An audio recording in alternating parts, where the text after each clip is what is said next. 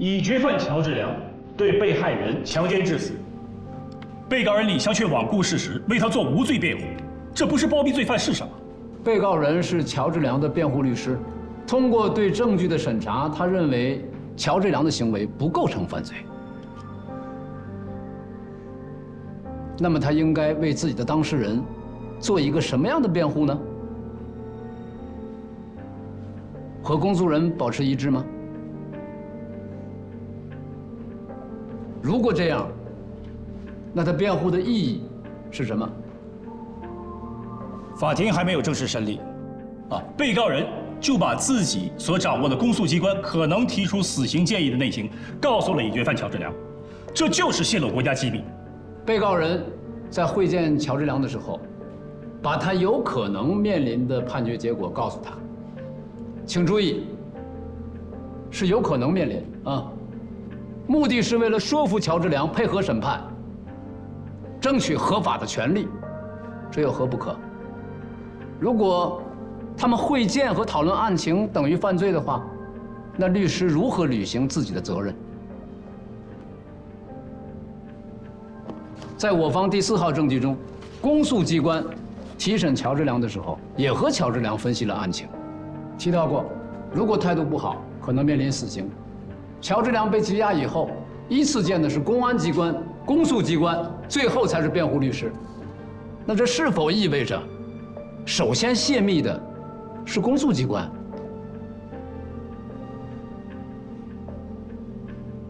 公诉机关讨论案情就是行使公务，辩护律师讨论案情就是泄密，法律依据何在？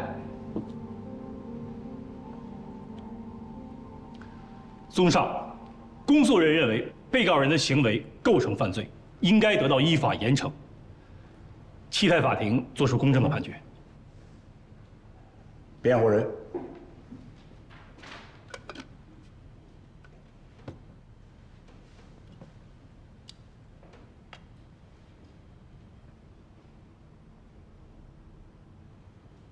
尊敬的审判长、审判员、人民陪审员，请问，法庭之上，被告人哪怕是一个十恶不赦的罪犯，是否仍具有合法权益？这些权益应不应该得到保护？刚才公诉方出示的证据，我方均无异议，而且也列为了我方证据。为什么？因为这些证据不仅证明了被告人无罪，还证明了他作为一名律师，忠实地履行了自己的法定职责，在法庭上给自己的当事人努力争取了合法权益。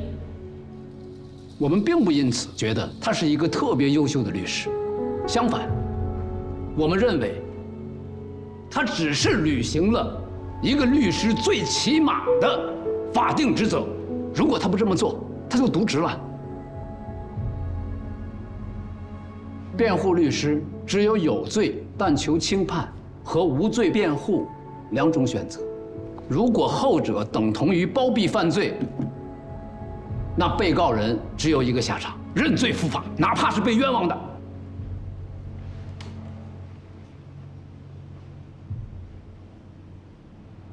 这世界上没有冤案吗？公诉人从来没有犯过错。律师制度的存在，就是为最大限度地防止错案。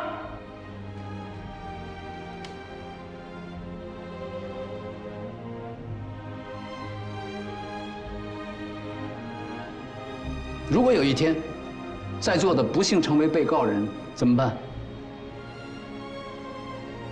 如果没有合理的制度设计来保障你最基本的合法权益，该如何求告？我们任何一个人，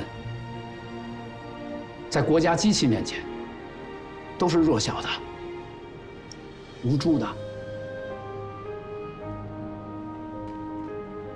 律师李湘，因为为他人辩护而成为被告人，按公诉人的逻辑，那我应该也成为被告人啊。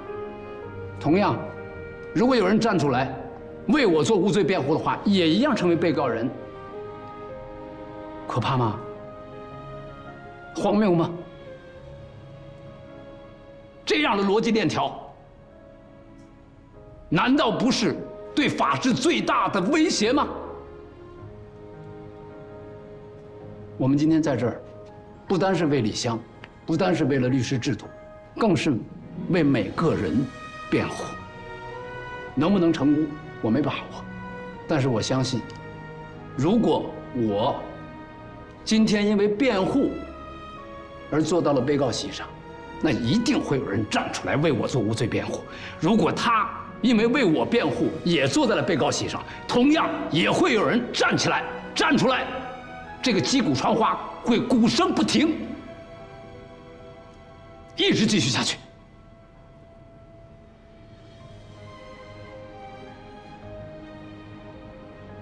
但是，总有一天，它会停住，因为那时候，中国已经走上了法治之路，每个人最基本的合法的权益得到应有的保障，甚至是更有力的保障。安静，安静，注意法庭纪律。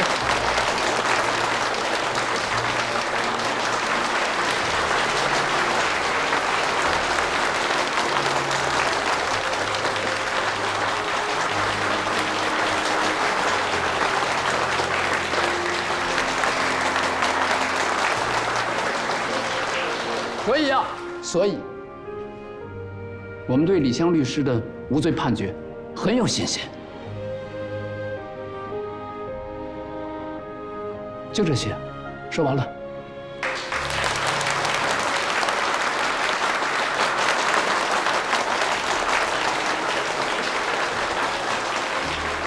我决定了，我要当律师。又想好了？我又决定了。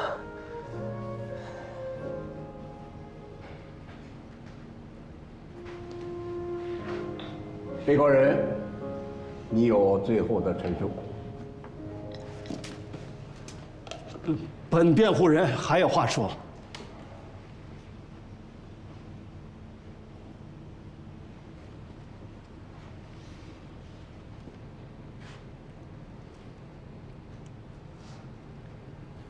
公诉人，你们真的认为本案被告人有罪吗？为什么起诉书和列举的证据如此简单？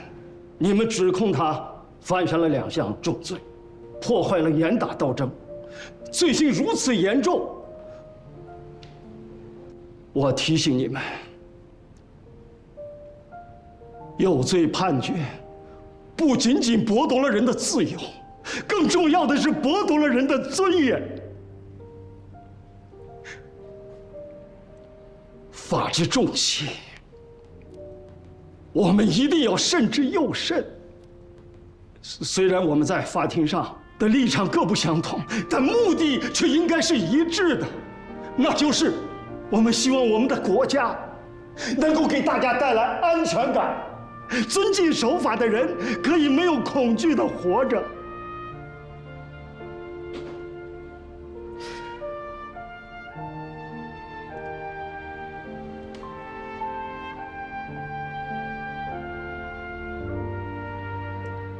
请，不，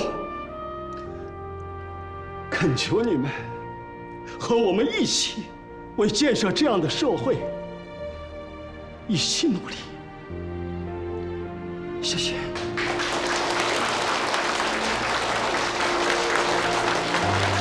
安静，安静，安静，安静，注意法庭纪律。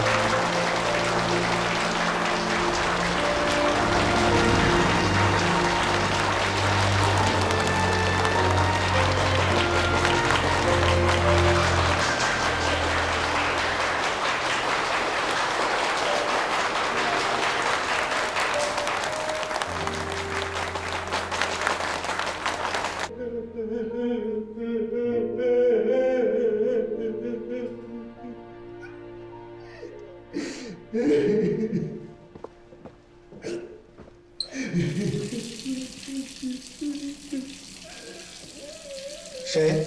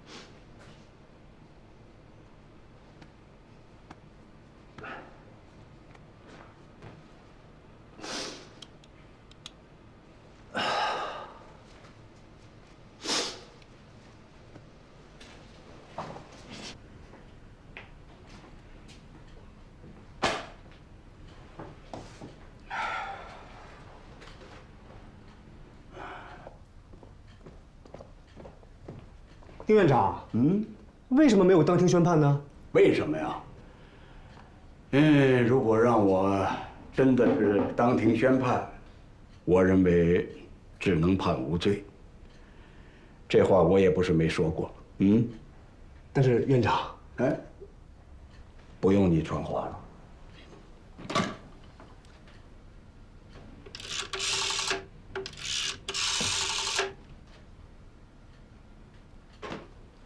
喂，领导。今天我没有当庭宣判，是我认为应该判无罪。事后呢，我们合议庭也碰了一下头，大家嘛一致同意我的看法，这也是我们法院整体的意见，向您汇报一下。这就是你要跟我说的是吗？没有别的话了？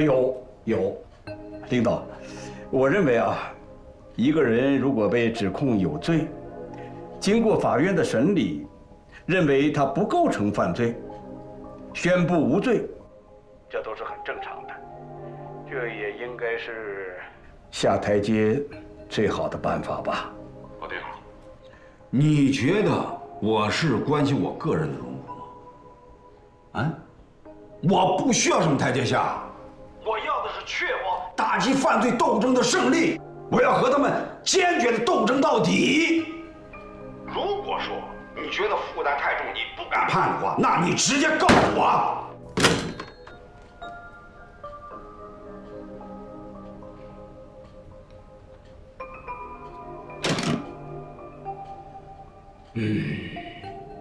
小生，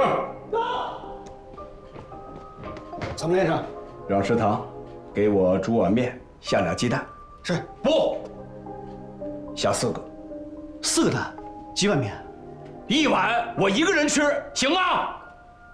明白？1碗面，4个蛋。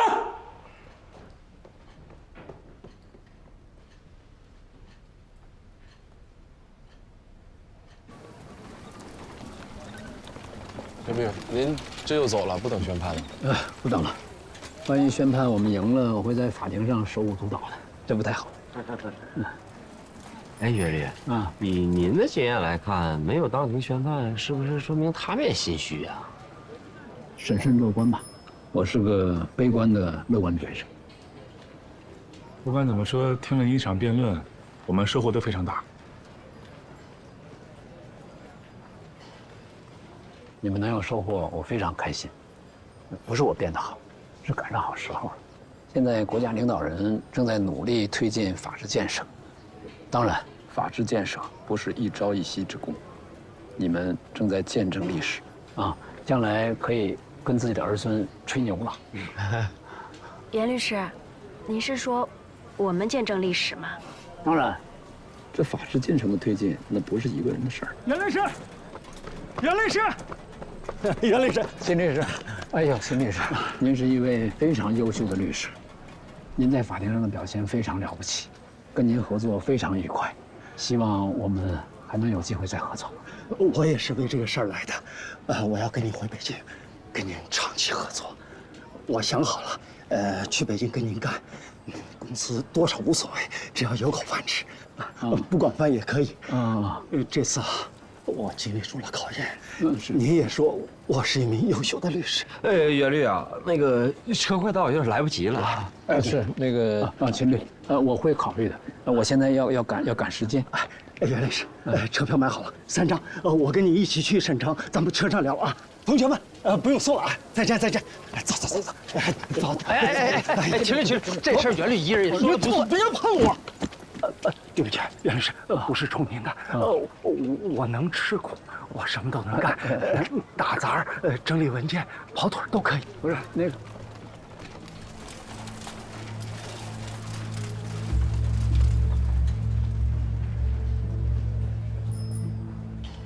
打人是违法的，打人违法。赶紧走吧。往哪边走啊？这边。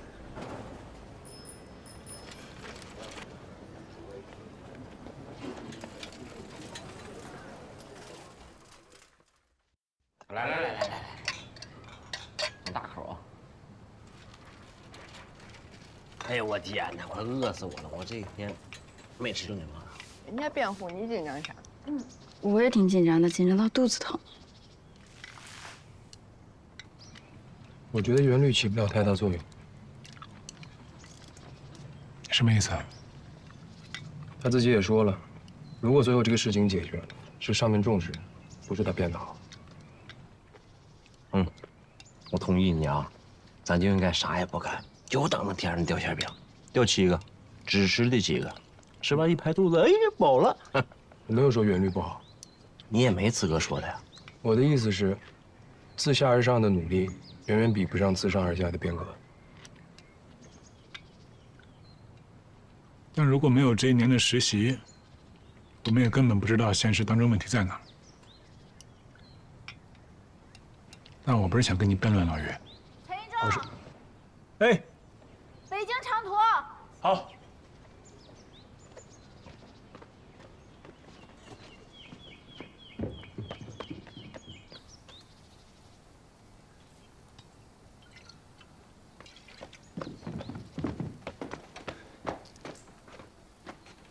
陈老师，袁律是已经走了吧？走了，但没回北京，去成都办事了。你没事吧？我就来问问，走了好。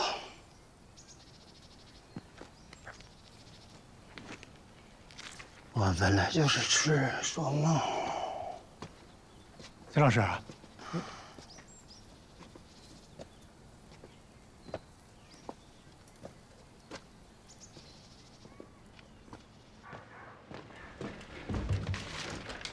喂，我是陈一中。一中啊，你说我是谁？哎，陈老师。一中，我跟你讲，那个案子有结果了，领导们批示，这是一起严重的违法违宪事件，必须予以监督纠正。你等一下，他们还说呀，这是全国人大履行监督职能的典型案件。然后对，你等，批示已经下发了，可能已经到南隅了。真的，那太好了。庭审怎么样？袁大律师果然是名不虚传吧？啊，袁律师讲得非常好，对我们帮助很大，而且审判长和检察官们其实心里也是认的。还有那个秦律师，秦律师发挥的也非常好。那个陈老师，我这有点事儿，我先挂了。一中，回头说啊。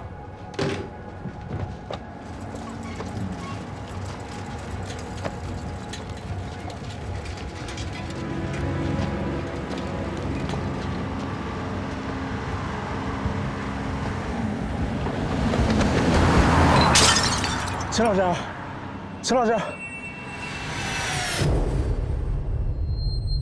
秦志高，你分配到哪儿去了？省检察院。祝贺你。那么，我们就要分别了。记得等我。等你1年后毕业，能不能也分回省城去？不知道，听从组织安排吧。你是不是也希望我分配回去？是，我希望和你一起工作，一直工作下去。我得回去了，记着写信给我。好，19楼108，赵秀兰收。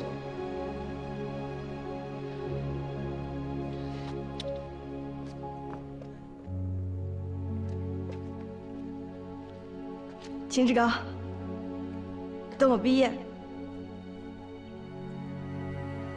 再见。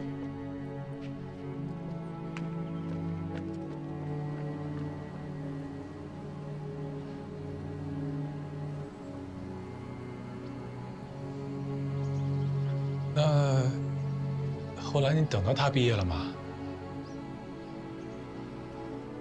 其实啊，那时候我已经有老婆了。啊？就是那天在招待所门口看到的那个。哦，我知道，我知道。那你后来还见过赵秀兰吗？没有，不敢见，没脸见。只要一提，我老婆就不高兴。检察院怕他总是去闹，影响不好，干脆就把我退回了老家。我没有办法，只能在镇里的中学里教书。那你们就一直这么过着吗？我活该，算报应。他有那么恨你吗？恨我？我下放的时候，是他寸步不离地陪着我。我快死的时候，是他拖着我走了10几里路去看大夫。我救命！救命！不行，不行，真不行的，医院有规求求你定了，我医院有规定的，我会给你钱的，不行的，医院有规定。哎呀，求求你，先给药，先救命行吗？求求大夫，求求大夫，求求大夫！为了给我治病，就为了2000块钱彩礼，他逼着女儿去嫁人。后来，我恢复了工作，进了顾问处，我就把他也带到县里。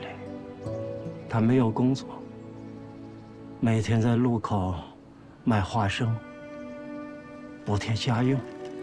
每天早上4点起床，手上的皮都脱了，他也舍不得戴一副劳保手套。8岁。咋的？哎，喂，告诉你，破袜子，没死鬼！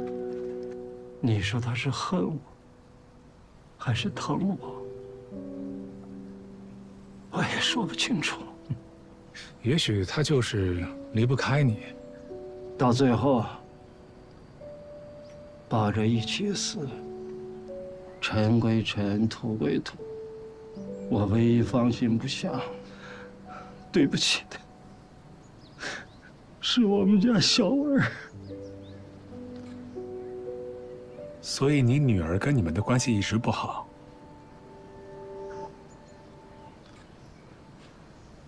她有理由恨我们吧？那你找过她吗？找了也没用。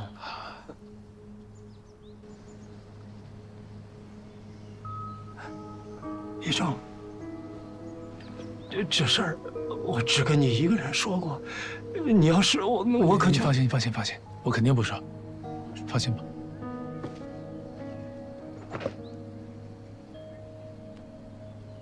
一正，这一次是我最后一次能够重新开始人生的机会。没了，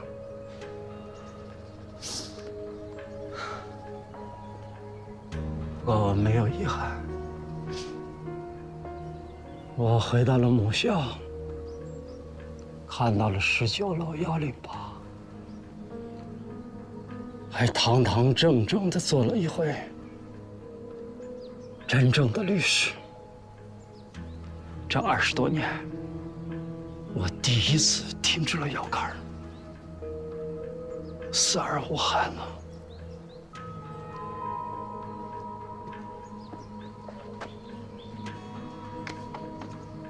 叶仲，谢谢你救了我的命。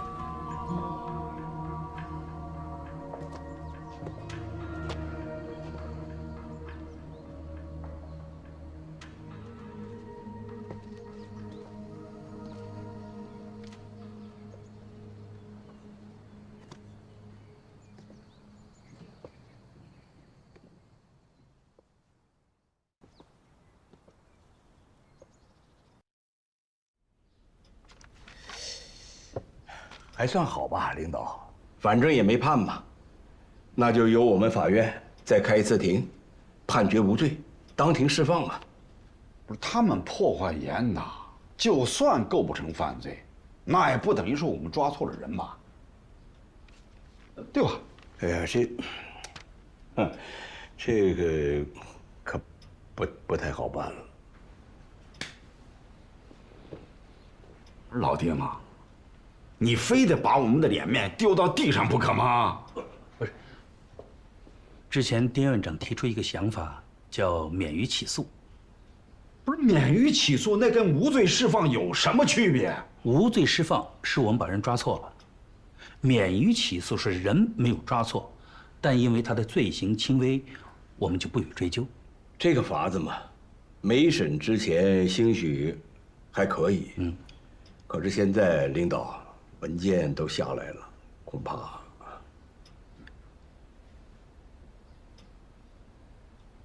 行了，那就这样吧，免于起诉，是吧？放人吧。啊？放！好，这，那我就先走了啊。老弟，好。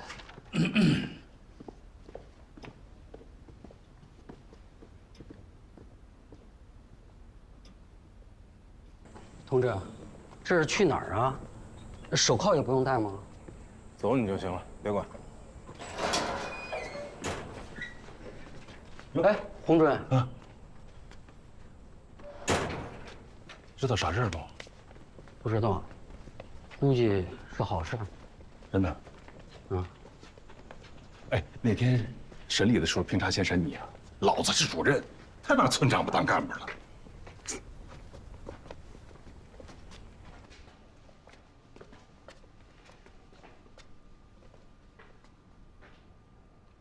坐吧。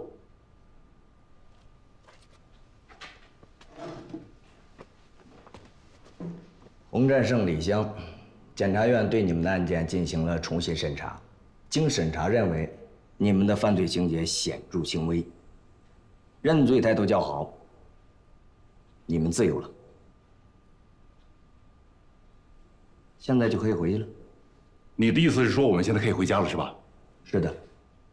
同志，你看我跟你说，主任，等会儿，主任，同志，您刚刚是说，我们俩犯罪情节显著轻微，所以对我们做出了不予追究的决定，是吧？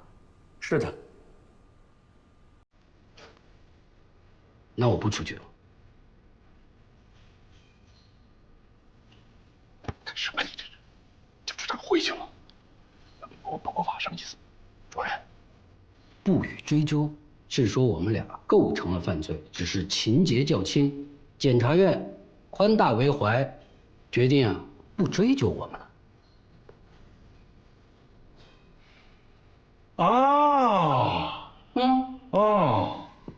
洪先生，李湘，我们对你们的案件再三研究，慎重地做出了不予追究的决定，这是你们恢复自由的机会，所以说希望你们珍惜。检察院同志，我不需要，我无罪，不接受这份决定，送我回去吧。李湘，干什么？你是个律师，怎么这么不严谨？送我们俩回去。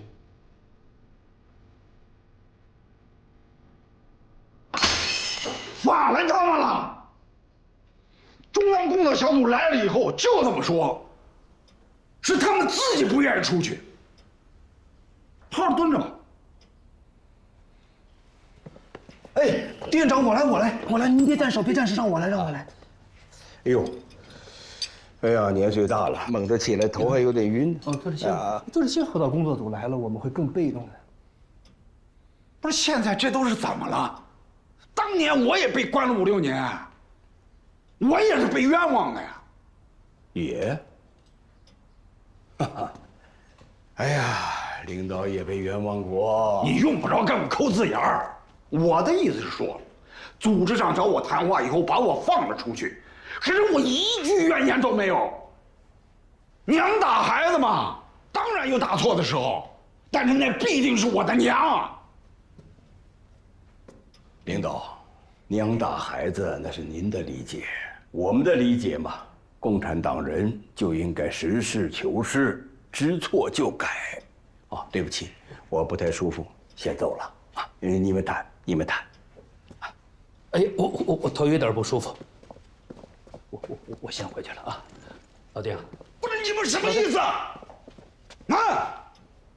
有问题有意见你们就提嘛。根据《中华人民共和国刑事诉讼法》第120条之规定，判决如下：被告人冯战胜、李湘无罪。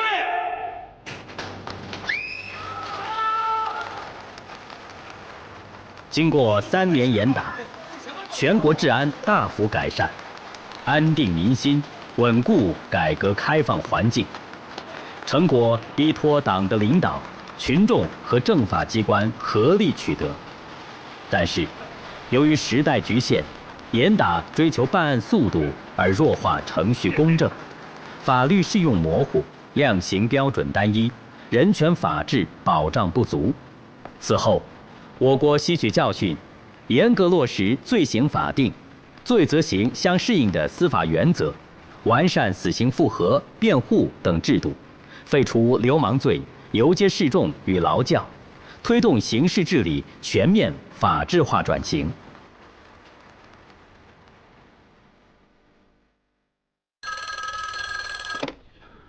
喂，我苏国胜啊，我犯了重大的错误。你这是典型的官僚主义作风。共产党人当以实事求是为准则，党中央高度重视法治建设，你的行为已经严重违纪，必须接受处分。我会尽快的交接我所有的工作，尽早的到学习班报到。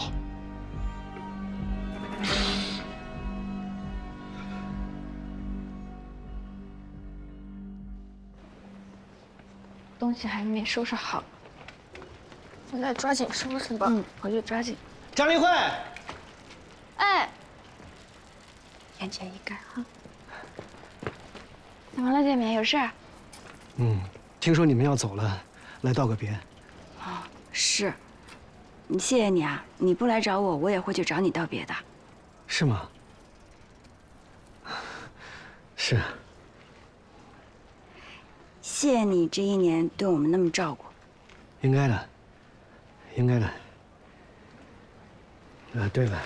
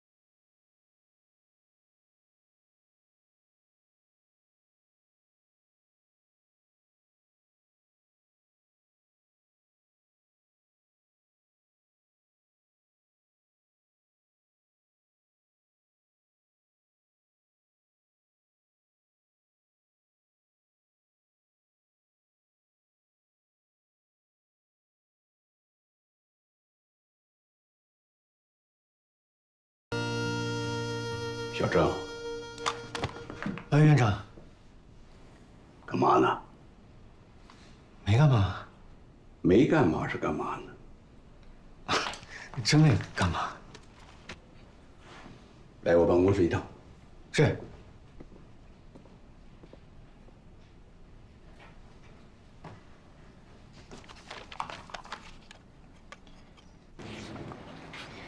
慢点吃，没人跟你抢。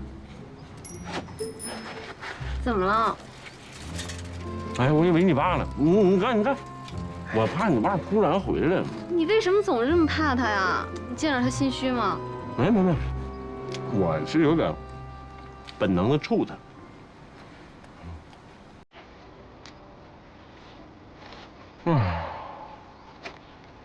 好不好吃？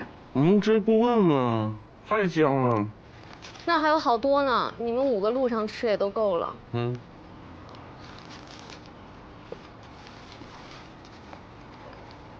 这是给你的，你自己留着吃，别让他们看见。咋的了你？没咋。没咋的吗？没有。小蕊，我跟你说实话，我这人比较务实，不爱说大话。你就看我实际行动吧。你能有啥实际行动啊？你知不知道我生活过得多苦？我妈做饭老难吃了，那是惨绝人寰，你知道吗？所以从我第一次见你的时候，我就发誓，以后无论有什么招，我把你领回家。你不是谁让你领回家了？我答应了吗？我去你家也行，我就有点怕你爸，但我能去。不是你去我家，你教教我妈怎么做饭。那你快点回来。整的我都不想走了。哎，赵大宝啊，人呢，不要去够自己够不着的东西啊。我什么都没说。什么都没说就对了。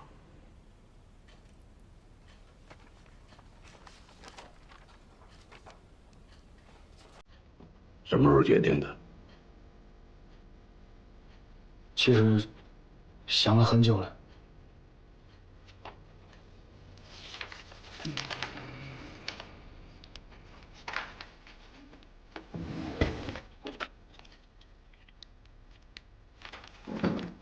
苏书记调走了，张院长也调走了，咱们法院要重新调整人员结构，还要重视一些年轻的骨干人员。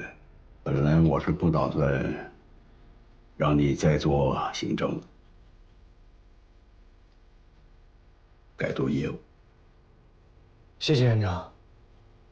其实我申请去进修，就是想从事法律相关的工作，我想当审判员。但我想退而结网，从长计议，再搏一把。在我这儿跟着我，就不能搏了，就不是从长计议了。院长，我不是那个意思。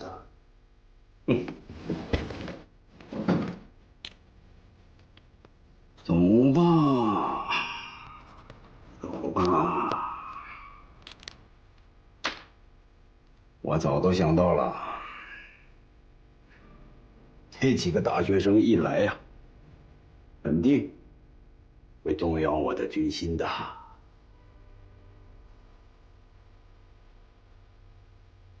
谢谢院长，我一定会回来的。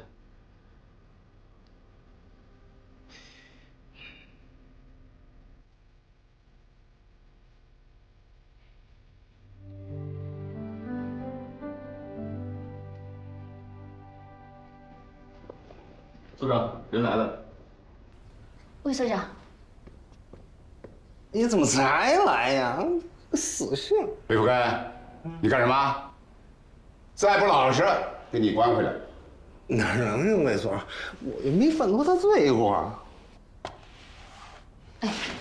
啊，这个月已经是第3次了，再这样，够给他开个单间了。我回去一定找他好好谈谈。对不起啊。别让他把你吃饭的锅给砸了。啊，不会不会，他就是多喝点酒闹事儿，不喝还行。雷福根，你听好喽，再酗酒闹事，那就不是拘留的事了啊。是，王院长。谢谢你，魏所长，我们先走了，谢谢啊。您。